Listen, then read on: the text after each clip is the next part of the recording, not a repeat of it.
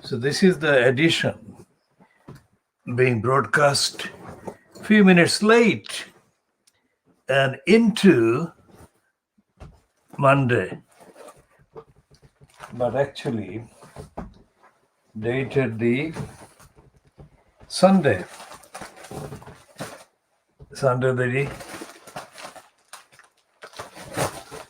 27th of June 2021.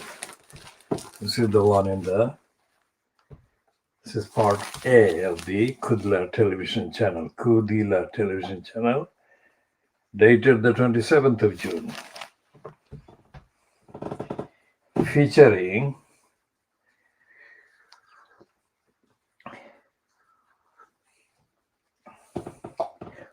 one episode of many.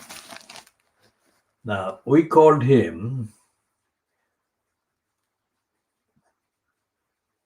called him Han Crook. Now, we did that before any of his filmed clinching with his aide, Gina, became public. We called him Crook based on the corruption. We called him Crook because of his corruption. Nothing to do with any photographs that are at the center of the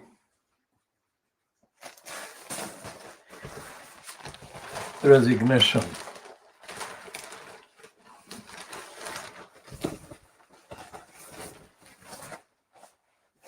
And the Sunday Times, we just got this, that he was Puritan in chief, who became the hypocrite, who became the minister for hypocrisy.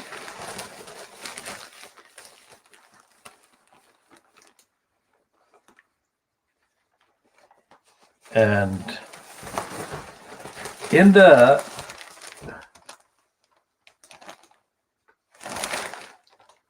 discussion about this resignation by the Minister for Hypocrisy, as they're calling him, they're also running this photograph. On the right there is a woman called Petronella Wyatt.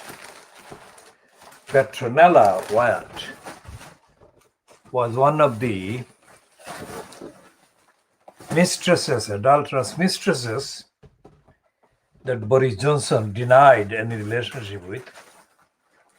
And as a result of the denials,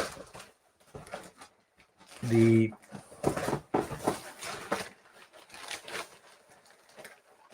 affair ended up in the public domain. So this is the Mail on Sunday of the 27th of June, doing the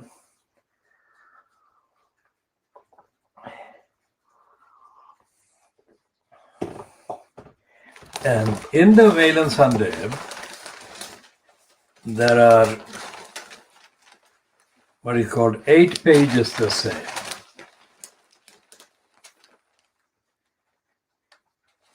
Of the journalism, they say, concerning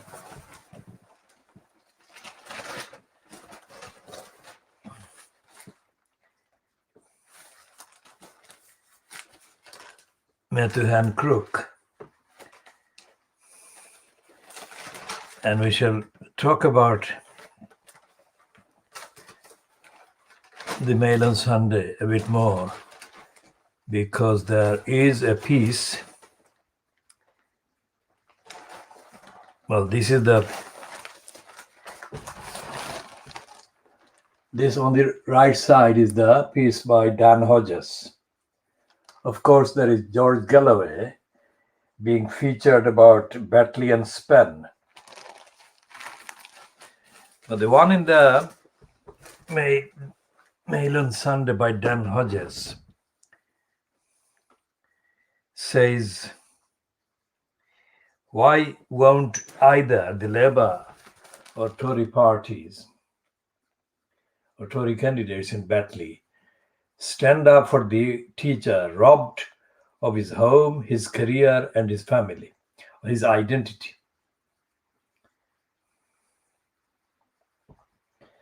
And there is a subsidiary stunt about Batley and Spen given to Galloway. It's interesting that Galloway is being treated favorably by the Mail on Sunday.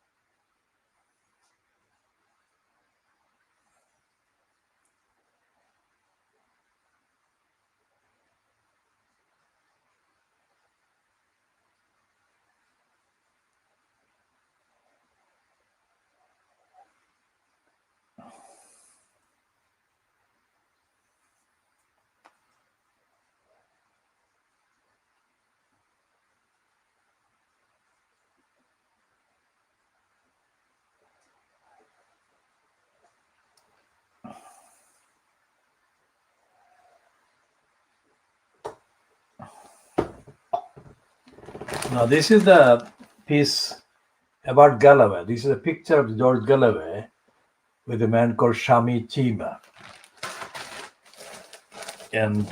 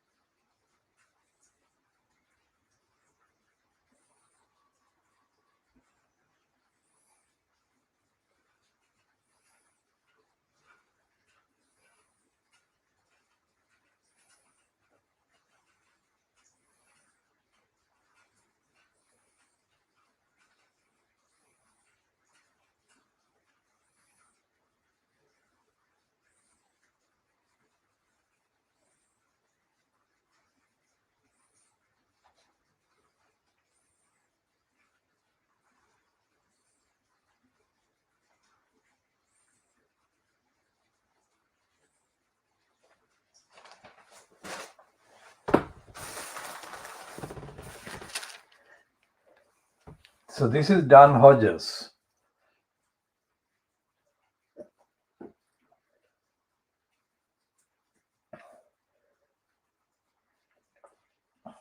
About the teacher who was the subject of protests by parents and guardians at the Batley Grammar School.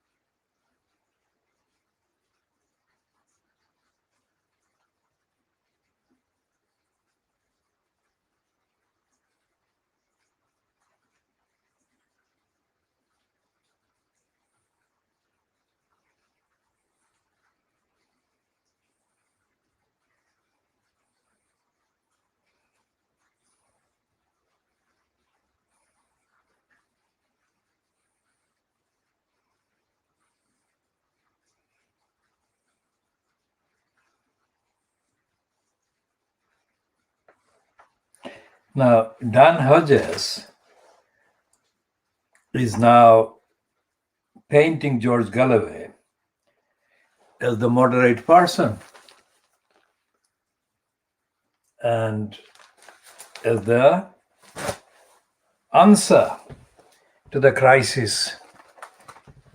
And the crisis is there are people, how many heads can be counted? 1, 2, 3, 4, 5, 6, 7, 8, 9, not even 10. And its caption is protesters pray outside Bentley Grammar in March, shortly after a teacher was suspended for showing an image of the Prophet Muhammad.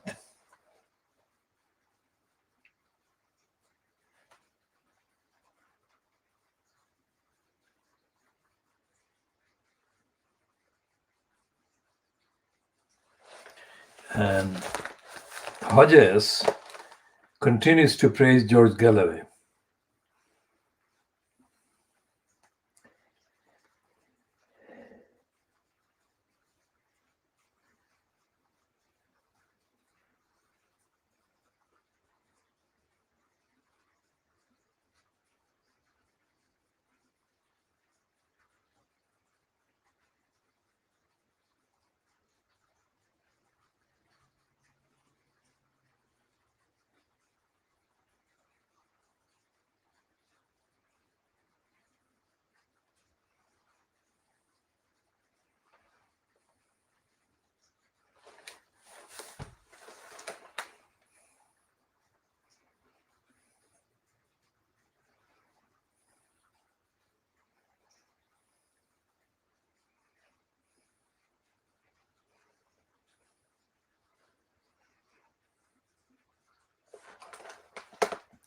And he has got George Galloway contradicting himself as well there.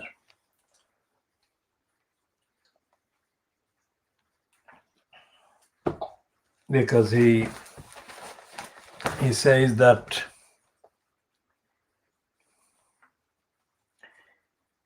I asked him the question I would have liked to ask Leadbeater and Stevenson. Should the teacher be reinstated? If he wants to be, of course he should. His life and his safety are not in any danger from the local people, but I think there are Islamist extremists in the country. The ISIS mindset exists in this country. It's a significant problem for us. So insofar as that teacher is in danger from the kind of extremists, then we must all rally around him and support him again. That appears to be the full-throated defense that he has been lacking from our mainstream politicians. But George Galloway is a master at working the angels. And in Wednesday's debate, he took a rather different tack. The image shown to the class was horrific and insulting, he claimed. The school had absolutely no right to use the caricature, he said. But on the one hand, Galloway is correct. The leadership vacuum or chasm that has been allowed to develop in Bentley has indeed opened the door to those from outside. I'm now standing in the sunshine in Bentley Market Square as Lawrence Fox, replete in his signature sunglasses and crisp white shirt addresses a small but appreciative crowd. The former actor, failed London mayoral candidate and vanquished opponent of lockdown, has suddenly found a new cause. I stand with the teacher, he tells his audience. We cannot have an education policy driven by intimidation, bullying, and death threats. Fox's address is received warmly rather than rapturously. I don't really know who he is, one onlooker concedes to me. Just as I prepare to return to London, I take a walk along Market Square in Barstow. It's here, just outside the library, where Joe Cox was murdered. In the years that have followed her death, a lot has been said and written about togetherness, social cohesion, turning away from hate. The words of her maiden speech have been replayed and recounted many times.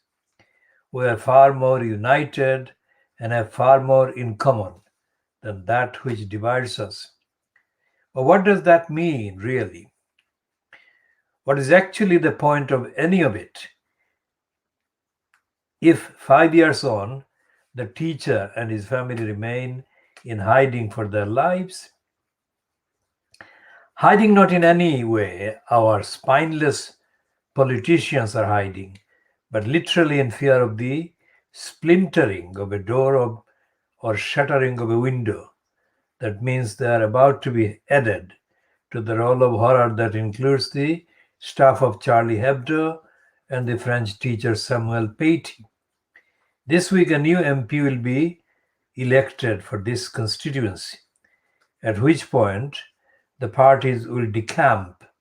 Those of us in the media will pack up, and the town of Batley will move on, except for one man, a teacher, a good teacher, a neighbor, a good neighbor who has been disappeared by his own community and his own country. So where does Dan Hodges, actually place the blame for all of this? Hodges doesn't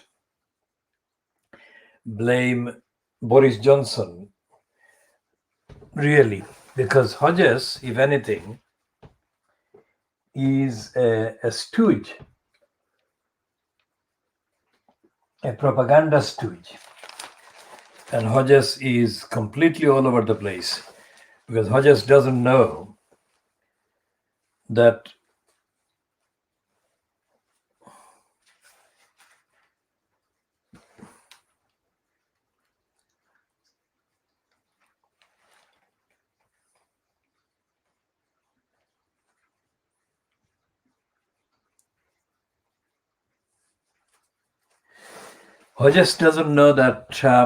George Galloway is the one who actually incited the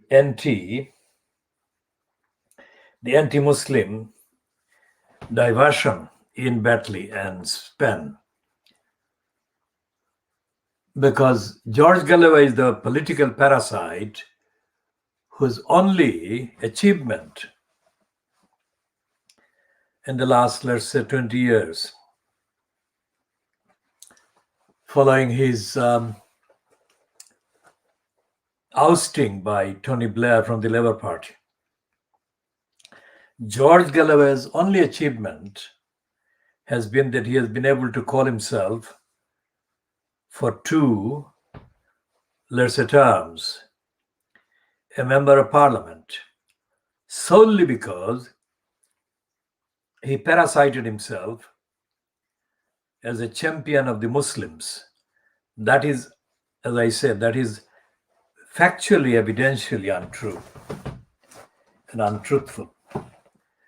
Because even before Galloway bagged the anti-Muslim, racist, nasty Nigel Farage and Steve Bannon and became a supporter of Brexit and the most racist kind of movement Little Englanders have promoted in the last 70 years, let's say. George Galloway would not have been a member of parliament if he had not pretended to be a supporter of the Palestinian people, and if he hadn't kind of pegged his pretension by surfacing in Bethnal Green and Bow constituency and claiming to be a friend of the Palestinians. Galloway is a beneficiary of the racist status quo. And Galloway has pretended to be a friend of the Palestinians as part of a deliberate, intentional ploy to mislead anyone in the election that took place in May 2005 in Bethnal Green and Bow. Galloway did the same thing about racism, and he pretended to be a Muslim friend of the Muslims in Bradford West. Both of them were targeted by Galloway because they had significant numbers of Muslims among the electors. And since those two events, Galloway has failed to get elected because Galloway has come across as being fraudulently, dishonestly, absolutely disconnected from the ordinary experience of being the targets of racism that Muslims have, and he cannot find a constituency. He couldn't find any relevance to the Palestinian cause in Hartlepool, so he didn't stand there. And he couldn't find any in Cambridge in the election that he tried to stand as a candidate for the Brexit party or Brexiteers and threaten the Labour Party MPs. So Galloway is confused, and Galloway has been promoting himself as a corrupt seeker of a seat in Parliament by inciting hatred directly and indirectly. Galloway was absolutely absent from the Batley Grammar School protest in March. And at that time, it was still not known whether the MP at the time in place would cease to be an MP because she was then elected a commissioner, which meant that she had to give up being an MP. So Galloway wasn't there. And now, according to the stupid, ignorant and idiotic piece by Dan Hodges, Galloway is condemning the teacher and is saying that he, the teacher, should not have used the photograph. Yet Dan Hodges is using that lying, dishonest piece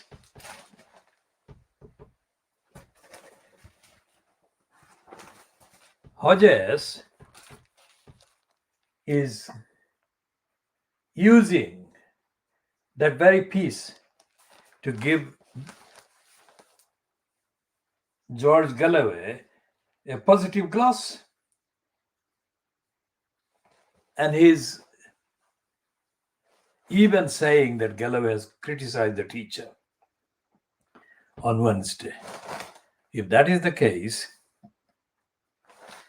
how can he give Galloway any positive mention, which he is doing here against the Labour Party, and saying that Galloway has said that he would have dealt with the poison if he were the MP? Well, Galloway is lying because Galloway never dealt with corruption, racism, and anything that actually mattered to the community. It was our campaign that gave him repeated opportunities to appear at action events against the Crossrail whole plot. Galloway didn't have anything of his own. When he did appear before a committee of MPs about Crossrail, he made a completely boastful and stupid, arrogant, and completely alienated statement. He said that the constituency where he was in place as an MP4 at the Namob was a detour that he did on the 19th of July 2005. So Galloway would not have done anything. Galloway, as we have said before, Galloway initiated bogus early demotions during his time officially on the list of MPs. During 2005 and 2010, and Galloway never once addressed a single issue to do with the constituency and the people of the constituency of Bethnal Green and Bow. And it seems that Dan Hodges doesn't have the skills or the sense to look at Galloway's actual behavior, either in Bethnal Green and Bow or in Bradford West.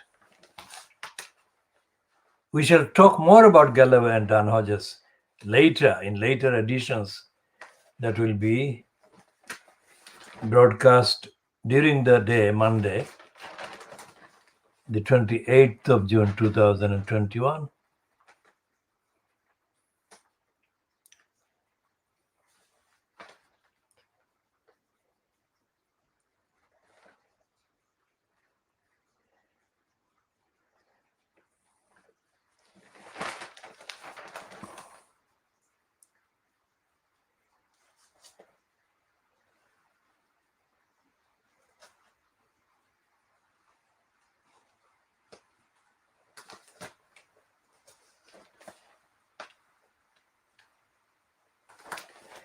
And there is a piece in the Sunday People about the collapse of the building in Miami,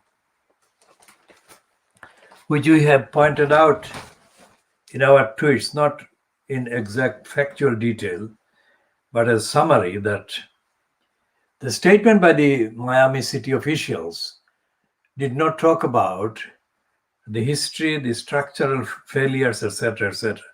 Here is the heading on the Sunday People: major damage warning 3 years before the collapse, which is exactly similar to the warnings about the Grenfell Tower massacres.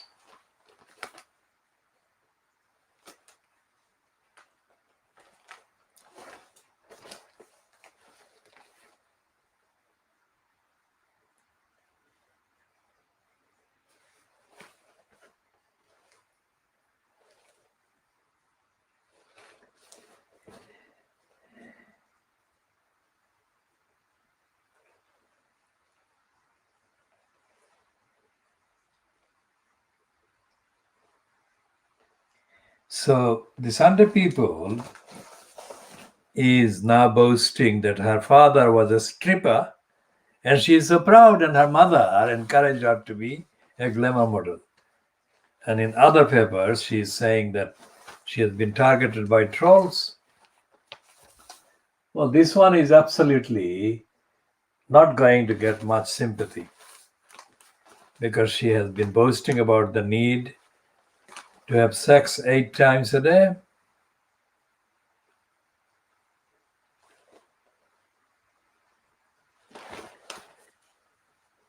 Fleet Street, we are doing the world exclusive diagnosis of the lying press and the lying kind of culture. So this is the proof that the Daily Star on Sunday is in denial of the culture of lies and lying, and the culture of lying becoming the norm in this country. As we have been saying, contrary to what the former French ambassador to the UK said in an interview that the Guardian did after her initial statement carried in the interview published by the Times, in which she had said that Boris Johnson was indeed a congenital liar. In the Guardian one, she said that lying was no longer a sin in Britain.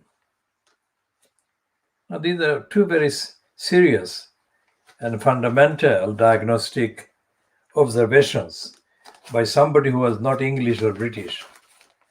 It seems that the Little Englanders and the Brexiteers cannot go beyond accusing the liars as clowns. This is not a serious offense being a clown, but liar being a liar and cheat and a crook, these are all criminal offenses.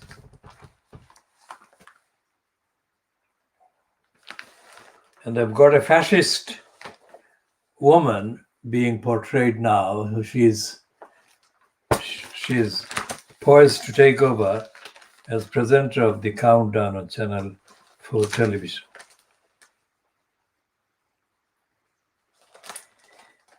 And Sunday Express is doing an inevitable, obvious kind of heading. Still not accusing him of being a liar.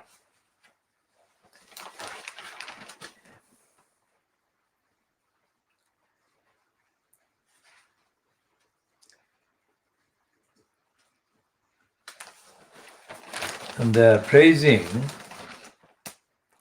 Sajid Javid as a cool head with track record and 100% full of integrity. Well, Sajid Javid is the subject already of vicious attacks from Dominic Cummings.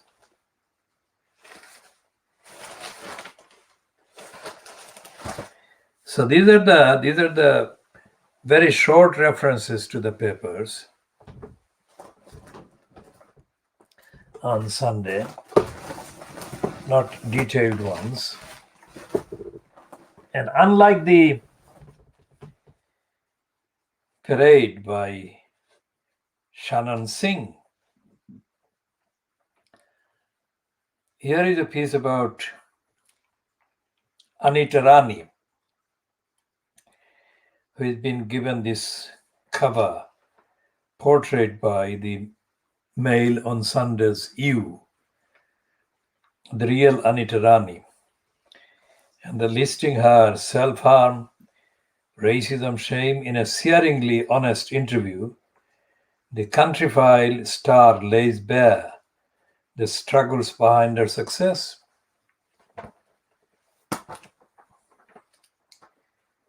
It is very rare that any ethnic or ethnicity-linked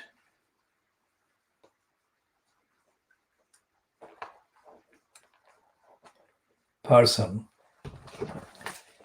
talks about racism in this country.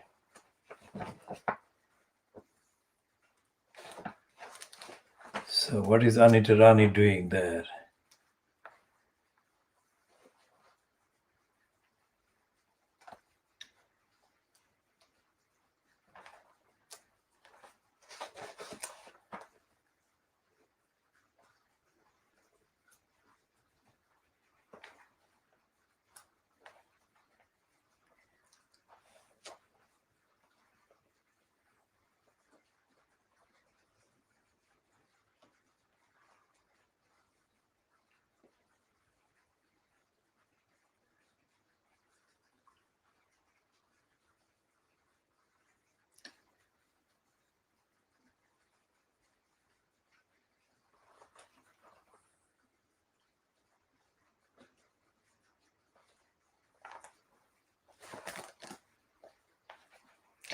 So we shall read the introduction to the piece. It's time to own who I am. That is what they're saying about Anita Rani. Part Yorkshire lass, part good Punjabi daughter. Anita Rani tells Cole Morton how living her life, trying to be everything to everyone, nearly broke her, and why now enough is enough.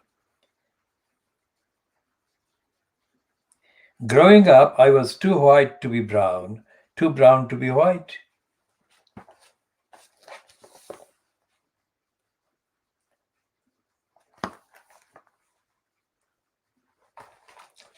So we shall take a deeper look at that piece promoting Anita Rani.